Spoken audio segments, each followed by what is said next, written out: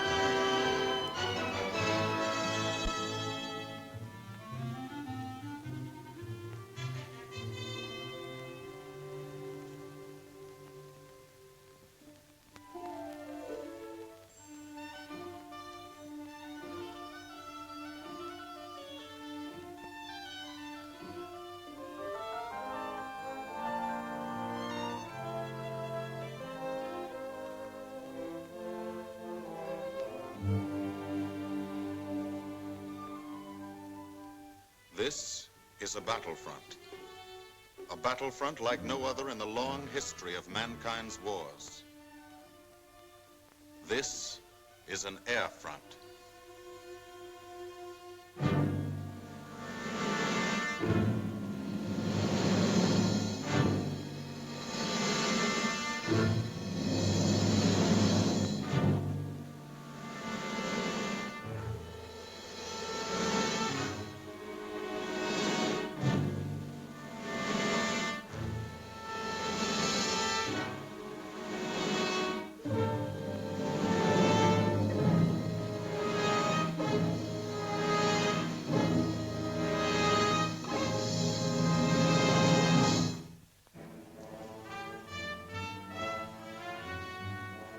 The working day begins, as it will end, with the ground crews, as much a part of the fortress as her wings.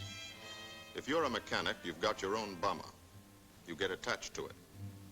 But you know when your ship goes out on a mission, you may never see it again. So you do your work as well as it can be done, perfectly, because you wouldn't want anything to go wrong that would be your fault.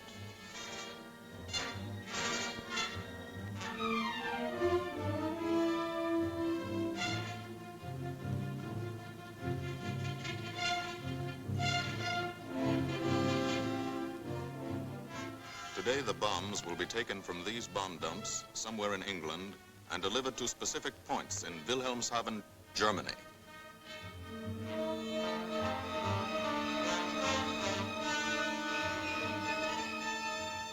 To deliver them is the job of the 8th Bomber Command, just a hauling job, yet one of the most difficult and complicated of military operations.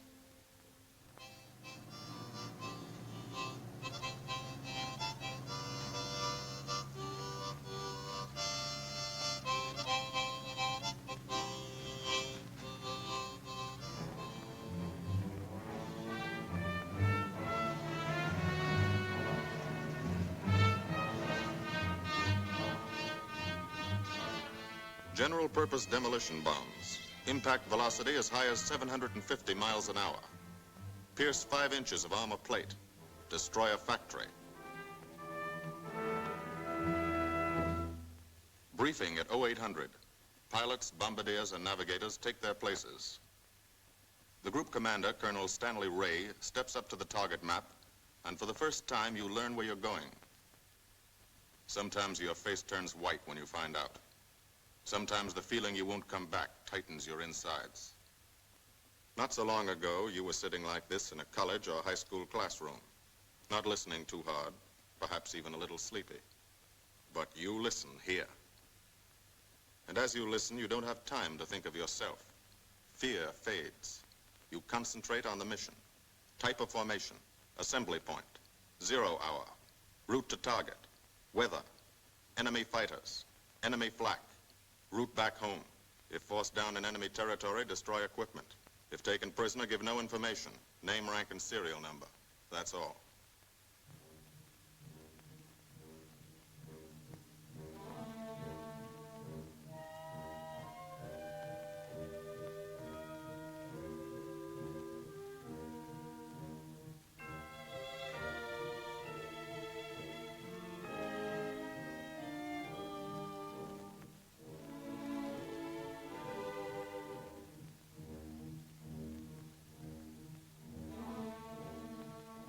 These are the passengers with one-way tickets. And this is the crew of the Memphis Belle, 324th Squadron, 91st Heavy Bombardment Group. Just one plane and one crew in one squadron, in one group, of one wing, of one Air Force, out of 15 United States Army Air Forces. Well, fellas, we've never had an easy ride over there yet, and today won't be any different. No escort except unfriendly, so keep your eyes peeled. Don't get excited and yell when you're talking on the intercom. Save your ammunition and make your shots count. And let me know what goes on back there, Quinlan. Yes, sir. Stay on the ball, gang, and she'll bring us back like she's always done. Okay? Let's go.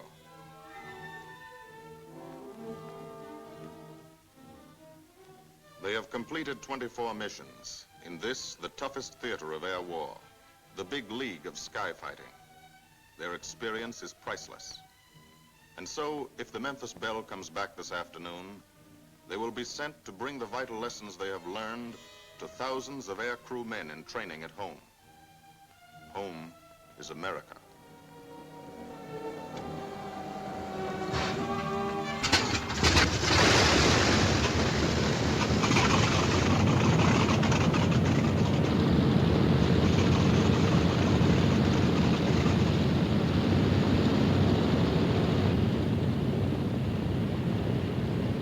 This is a battlefront, like no other in this or any war. No monster armies, no booming cannon. Only the roaring engine sound of the bombers pounding through the quiet English countryside. This is an air front.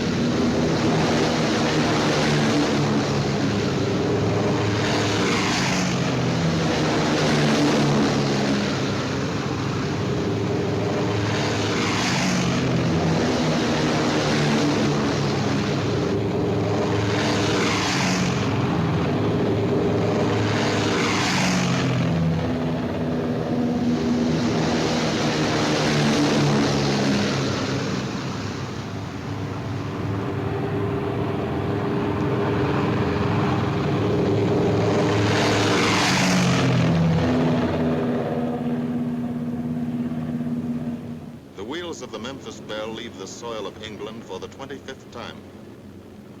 The friendly soil of England, with its ordered farms and rural hamlets, its country estates surrounded by formal gardens and well-kept parks. The England these Americans knew only from the classics they had to read in school. The England of the towns and cities, whose people have defended their island's freedom for over 1,000 years. But today, their countryside has changed.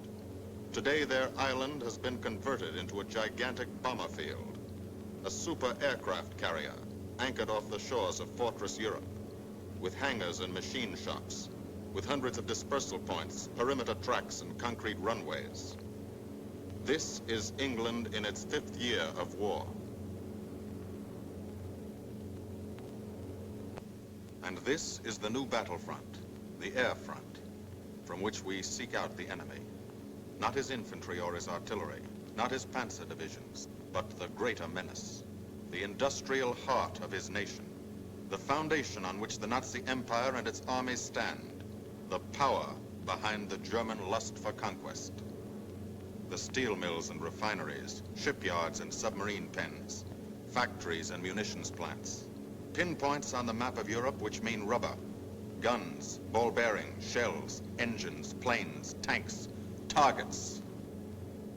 Targets to be destroyed. And these are the destroyers, each with a belly full of bombs, and 10 men like the crew of the Memphis Belle. Pilot Captain Robert Morgan, industrial engineer from Asheville, North Carolina. He's flown this ship across the Atlantic. The other pilot, Captain Jim Verinis, business administration student at the University of Connecticut. Radio operator and gunner, Sergeant Bob Hansen, construction worker from Spokane, Washington. Navigator, Captain Chuck Layton, chemistry student at Ohio Wesleyan.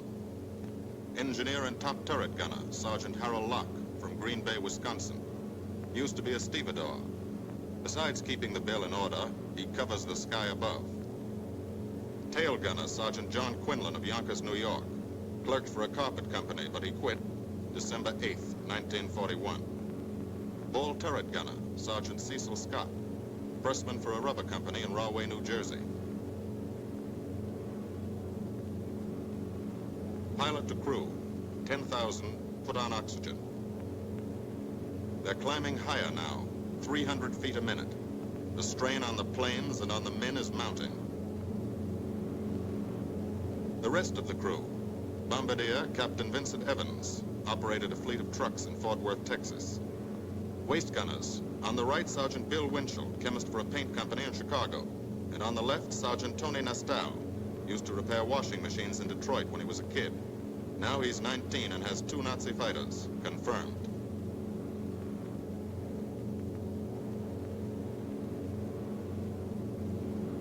It takes all of a pilot's strength to keep a 30-ton fortress in tight formation. But the formation is the bomber's best defense against enemy fighters. The planes are deployed to uncover every gun, stepped up and down, echelon to the right and left, arranged to overcome the danger of gunners firing into friendly ships, arranged so concentrated cones of fire from the caliber 50 machine guns cover the sky for 1,000 yards in every direction.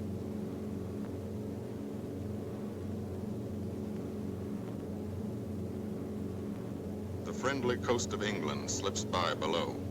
It doesn't look like much now, but in a few hours when you come back, if you come back, this will be the most beautiful view in the world.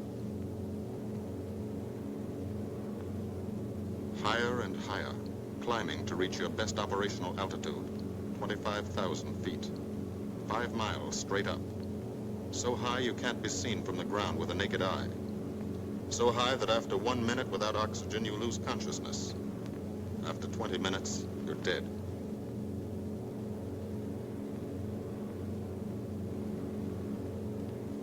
From now to the target, you go about your routine duties, plot your course, check your equipment, and wait, and think. Higher and colder. Temperature 40 degrees, below zero. Take off your glove and you lose some fingers. You look out at the strange world beyond, reflections in plexiglass, like nothing you ever saw before, outside of a dream.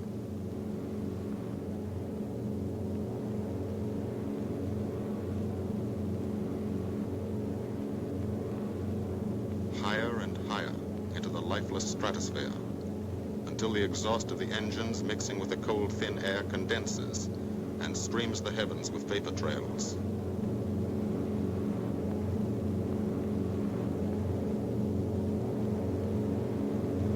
To the men in the ships, they're far from beautiful, for they point like beckoning fingers to the formation, signposts in the sky for the enemy to spot us.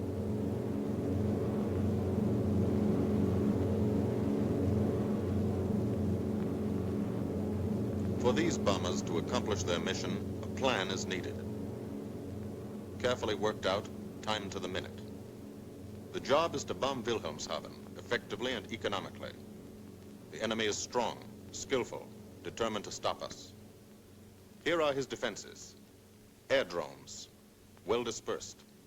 Each plane indicates a staffel or squadron of fighters. Heavy anti-aircraft, highly trained and accurate, all along the coast and defending his vital installations. Radar to warn him of our coming. Here is our plan to divide his defenses and weaken his opposition. At 13:30 hours, shortly after takeoff, 6 groups of planes will be heading toward the enemy coast from 6 directions. The Blue Force, 100 B-24 Liberator 4-engine bombers. The White Force, 300 B-17 Flying Fortresses. The Green Force, 300 B-17s with an escort of 6 squadrons of P-47 Thunderbolts. A force of B-26 Marauders, twin-engine medium bombers with 6 squadrons of RAF Spitfires escorting. Almost 1,000 planes and over 8,000 men in the air. The enemy alerts all his airdromes. But which is our main force? What are our targets? Where should the Nazi controllers send their fighters? It's our job to make them guess, and guess wrong. A half hour later, at 1400 hours, the Blue Force will be heading east across the North Sea with the White Force following. These enemy fighters are tied down, waiting to meet them, and will not be able to attack the Green Force. These fighters must come up to attack the Green Force, and thus will be no threat to the Blue and White Forces. The B-26s and Spitfires will bomb and strafe a key rail junction, diverting these 6 Staffeln and preventing the enemy from concentrating too many fighters on the Green Force, which is scheduled to bomb an aircraft factory at Hanover. At 14:30 hours, the Blue Force will threaten this entire coastal area of northwestern Germany. Which target will it be? Flensburg? The Kiel Canal? Or will it turn suddenly and bomb Hamburg, Wegesack, or Emden? Actually, it carries no bombs at all. It's a decoy and keeps the fighters from the northern area busy while the White Force, the main effort, heads for the submarine pens of Wilhelmshaven. At 1500 hours, while the White Force is over its target, only a fraction of the available German fighter strength of the area can intercept it. Because of the Blue Force diversion and the simultaneous bombing of Hanover by the Green Force. This is the plan of battle for today, drawn up by the Combined Operations Planning Committee and approved by the Commanding General.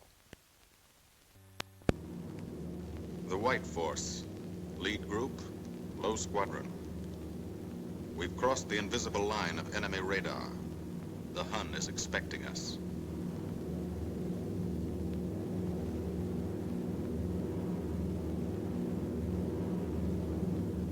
Steel helmets go on.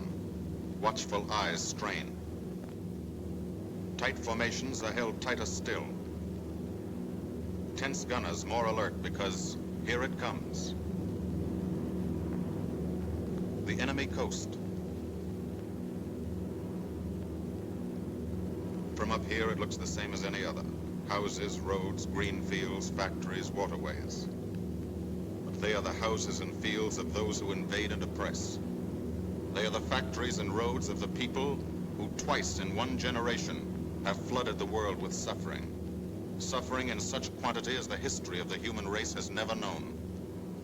Brought torment and anguish into countless American homes. Gold stars and telegrams from the War Department.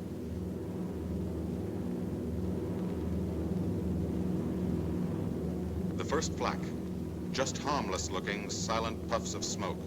Only each puff is a shell exploding, throwing shrapnel around the sky. Exactly the range, accurate flak by radio prediction. 5 miles down, Nazi anti-aircraft batteries have calculated the altitude, speed, and course. Where will the next one hit? You try not to be there.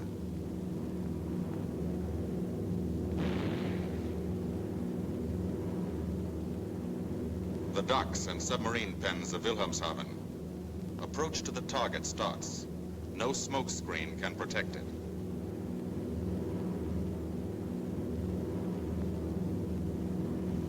Now the enemy knows the path of your approach and walls that path with a flak barrage.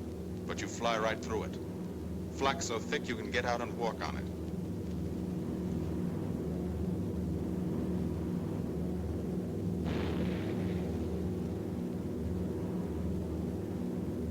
Morgan changes course every 15 seconds. Evasive action to confuse the flak batteries. Bomb sights set for correct altitude and speed. Bomb bay doors open. The bombing run begins. Pilot to Bombardier. Okay, Vin, you've got it. Now Evans flies the Memphis Belle, controlling it through the bomb site. And now we are most vulnerable. Committed to our bombing run, we can't dodge flak or fighters. Here's the first.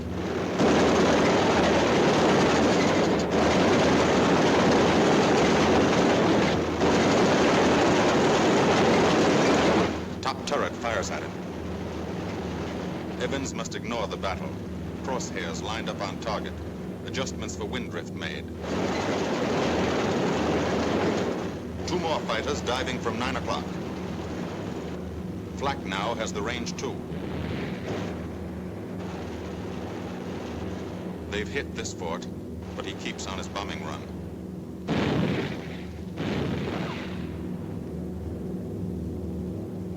As lead bombardier, Evans's aim must be good. Every other ship in the group will drop its bombs when he drops his. Now one pointer on the bomb site moves toward another stationary pointer. The instant they touch, bombs will release.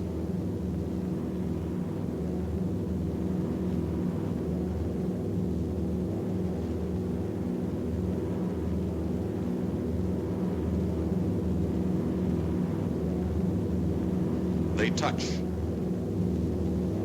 Bombs away.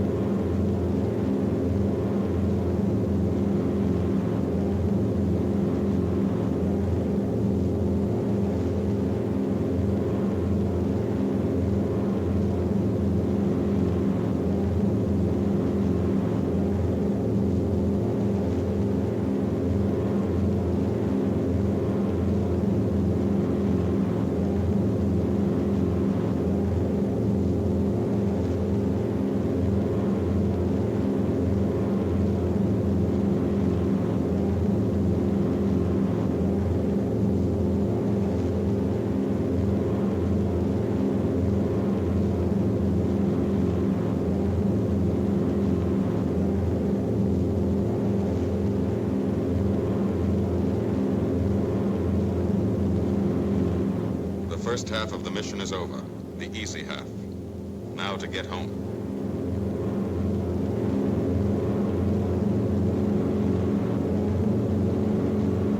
The flak stops.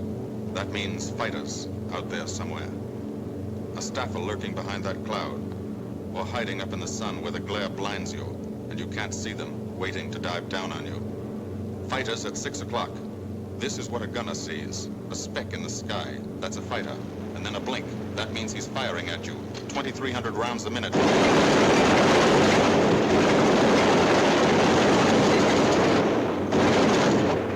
In a running battle, one of the most important instruments is the interphone. There's 4 of them. 1 o'clock high. They're coming around. Watch it.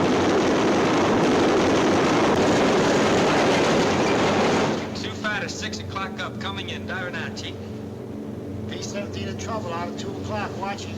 Got an engine on fire.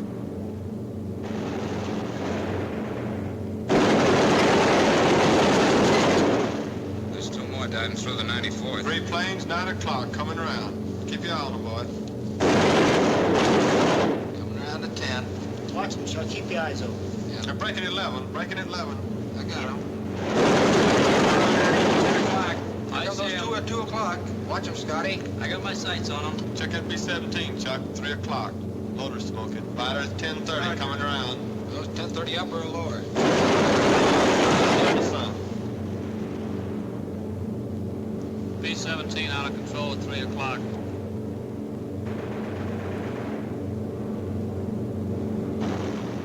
you guys get out of that plane. Bail out. There's one. He come out of the bomb bay. Yeah, I see him. There's a tail gunner coming out. Watch out for fighters. Keep your eye on him, Bill. See any parachutes, Quinlan? 2 parachutes open, Flag Chief. at 9 o'clock. 8 men still in that B-17. Come on, Get out of there. There's 3 more chutes. Flak, 11 o'clock. Fighters, 6 o'clock. ME-109 at 3 o'clock. Keep after him, Winchell. I see him. I'm on him. Come on, use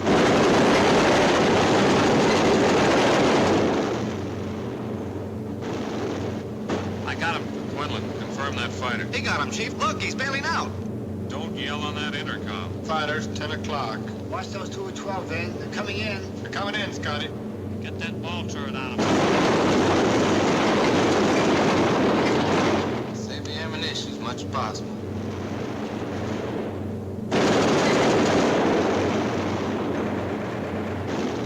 Watch that fighter coming in at 3 o'clock. He's coming in a half roll. Pull her up, Chief. Pull her up. Hurry.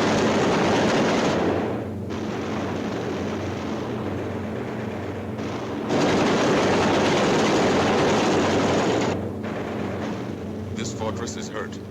Engine on fire, losing airspeed and altitude. Drifting into the flak, alone and helpless. A straggler. In a minute, Nazi fighters will swarm in like buzzards for the kill. You can watch, but you can't go down to help. You keep your formation.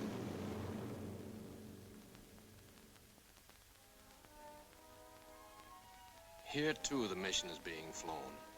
None the less real for being in the minds and hearts of these men behind.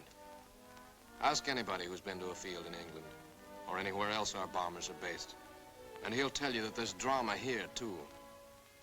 Waiting to see who's coming back. To watch them, you might not realize how tense these ground crews are. But they are tense, and plenty worried. In Air Force talk, this waiting is known as sweating out the mission. These men know the flight plan. Their watches told them when the bombers were running into enemy flak, when they were over the target, when they left the enemy coast. And now their watches tell them the bombers should be nearing the field. Every ear strains for the first sound of the engines. And then somebody hears them. And somebody sees the first faint specks in the distant sky.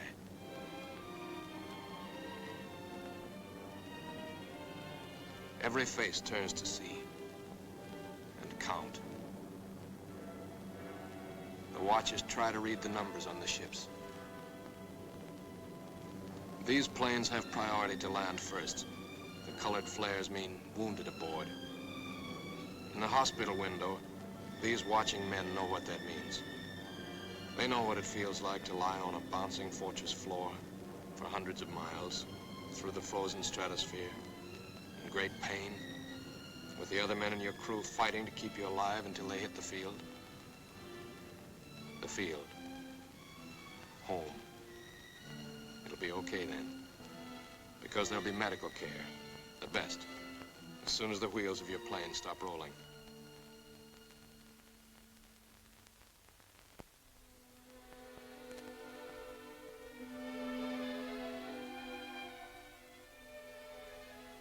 Head wound.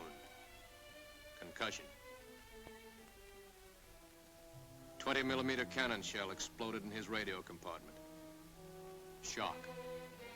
Internal injuries. He'll be all right, though. Flak burst scattered flying shrapnel. He's full of steel splinters. This pilot's leg is not a pretty sight. Neither are the docks at Wilhelmshaven. These men will all get the Purple Heart.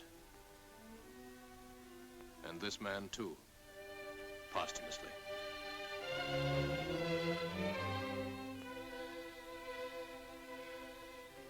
A transfusion right in the plane. This gunner's too weak to be moved. The new life-giving blood flowing into his veins might be the blood of a high school girl in Des Moines, a miner in Alabama, a movie star in Hollywood, or it might be your blood. Whosever it is, thanks. 36 planes left this field this morning. Now 6 more arrived. That makes 20 home. And this one's 21. More wounded aboard.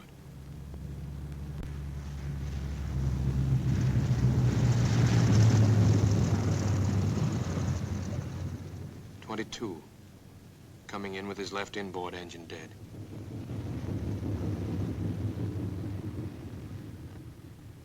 "23, with a feathered prop on his left outboard engine. 24, Southern Comfort, with a chunk of tail gone.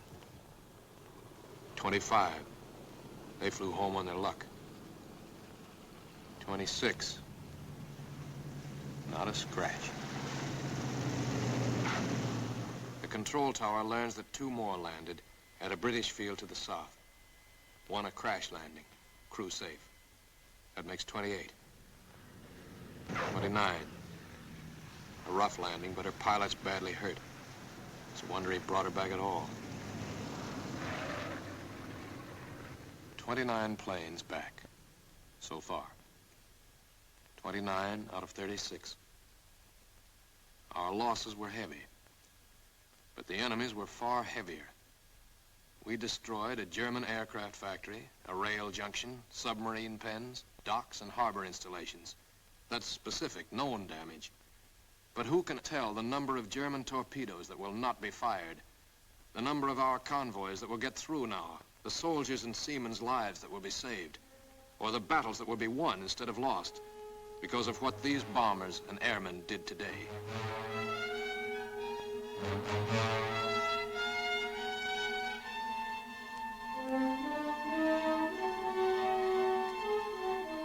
Pilot and tail gunner. They can laugh now.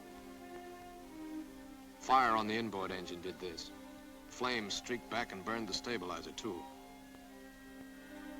Another crew luck brought back.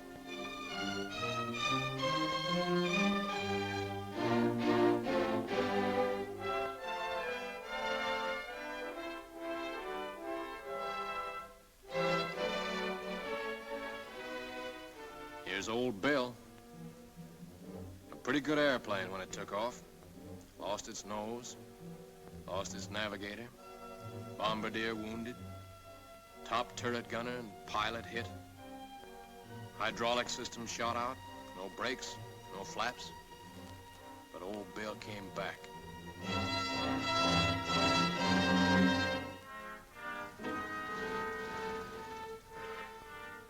Now, among the returned crew members, talk flows like a river, talking out every detail of the mission.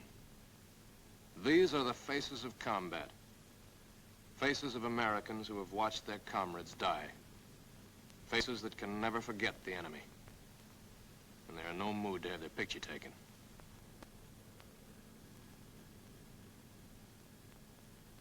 In the control tower, Colonel Ray, the group CO, is still watching and waiting. And then he spots the last flight. 3 more planes. And one of them is the ship everyone has been pulling for. The Memphis Belle. The last few miles of this trip have been a joyride. The strain is over. They can leave their guns now. Now they know they're going to go home. To Spokane, Green Bay, Asheville, Detroit, Chicago, Fort Worth, and Yonkers.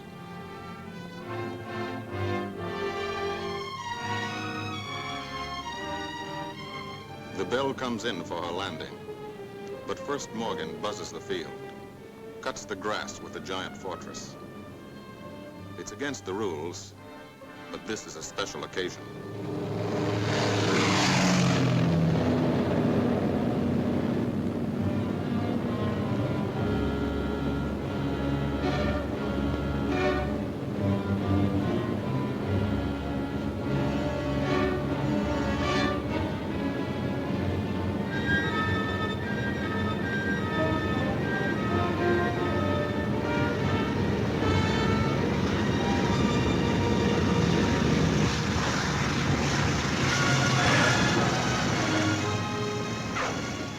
Of the Memphis Belle come back to the soil of England for the 25th time.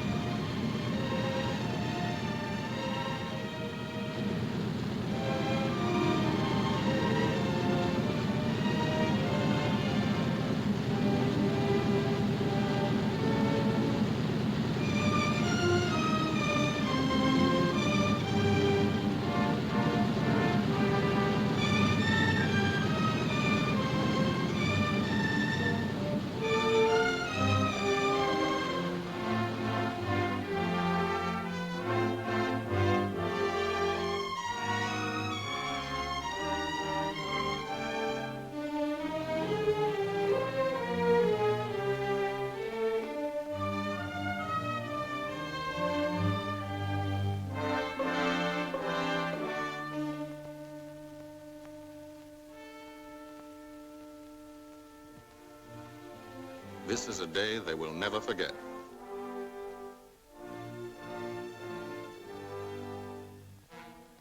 Another great day soon after, Brigadier General Hansel visited the field and presented the Distinguished Flying Cross to every member of the crew.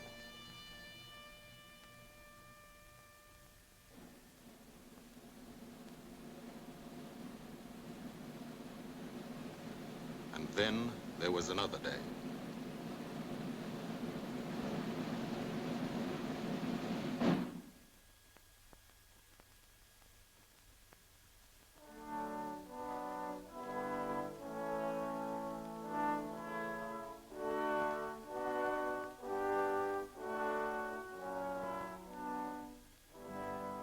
Their Majesties, the King and Queen of England.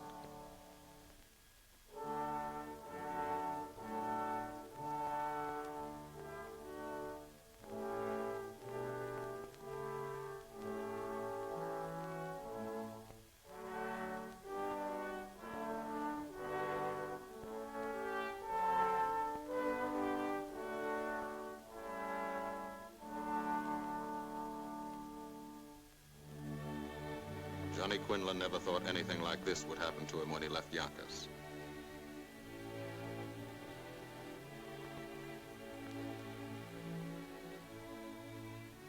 The ground crew were a little self-conscious about being dressed in fatigues, but the Queen thought they were very nice.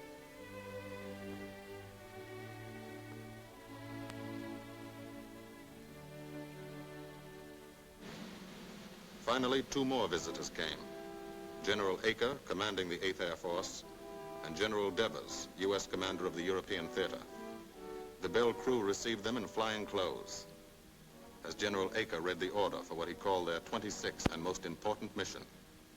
Return to America to train new crews and to tell the people what we're doing here. To thank them for their help and support and tell them to keep it up so we can keep it up. So we can bomb the enemy again and again and again until he has had enough. And then we can all come home.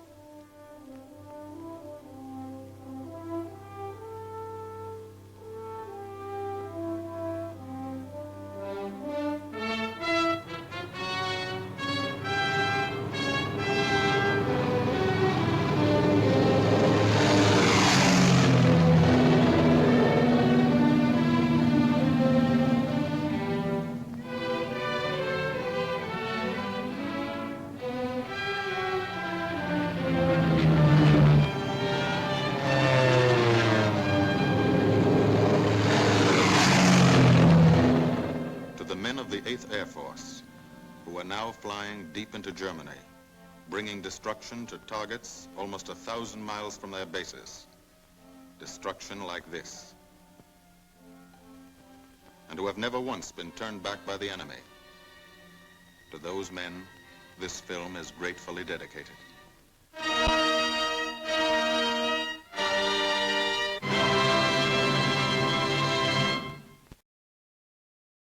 This has been a presentation of the Library of Congress.